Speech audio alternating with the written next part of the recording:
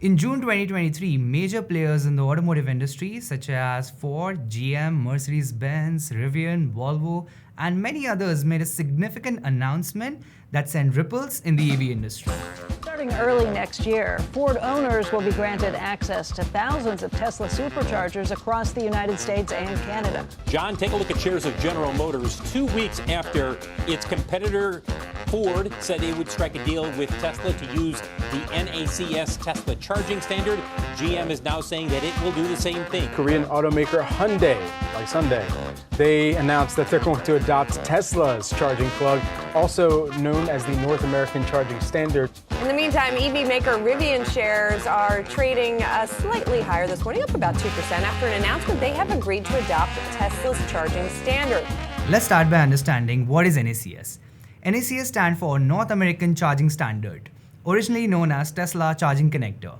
Originally a proprietary technology, Tesla introduced this in 2012 for their vehicles.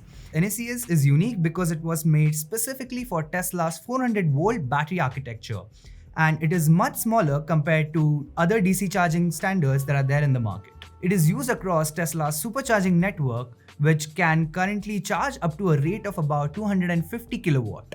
Tesla felt that CCS was very big and bulky for the kind of experience they wanted to provide for their users. To bridge the gap between CCS and NACS, Tesla introduced the Magic Dock, a charger-side adapter that users can use to select CCS1 while charging their cars at the Tesla supercharging network. This was a temporary solution for users who wanted to use the Tesla's wide supercharger network but did not actually own a Tesla. It is important to note that even when using Tesla's Magic Dock, users need to use Tesla app for the charging process.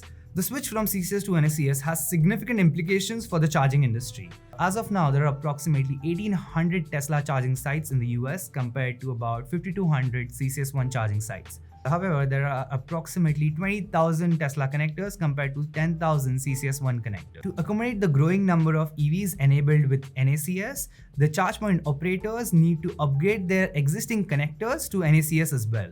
Some US states, including Washington and Texas, are also considering requiring Navy-funded charging stations to also include NACS, further emphasizing the shift towards the standard. In conclusion, the introduction of NACS standards supported by major automakers has created a fascinating dynamic in the EV charging landscape. While CCS remains a prominent player, NACS is gaining traction rapidly.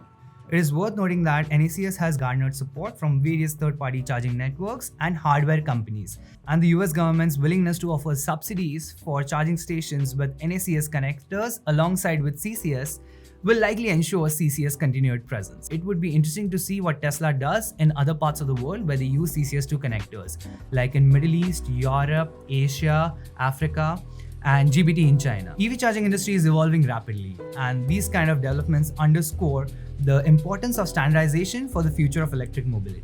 As we move forward, it would be exciting to see how these competing standards actually shape up the charging infrastructure that supports the ever-growing EV industry.